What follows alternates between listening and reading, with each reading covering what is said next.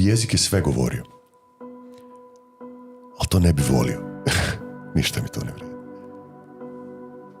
I ljudski i anđelski. Kužiš?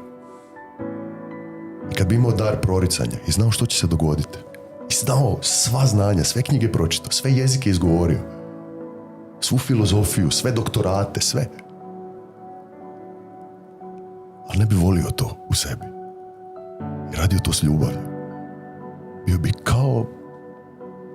kao bubanj, tarabuk. Što...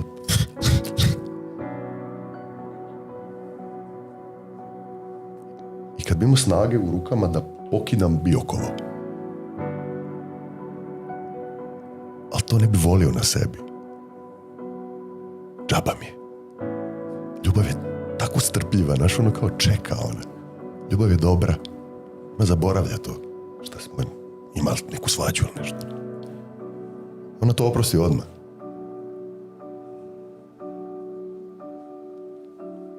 Nije nametljiva ta ljubav. Nju nikad ne osjetiš kao dobro daje. Ljubav nikad ne prestaje, kužiš. Ljubav je uvijek. Znaš da je vjera ufanje ljubav. A najveća među njima je ljubav. Kužiš. Ljudi, volite se. Držite se skupa. Eto, jel dovoljno pozitivno?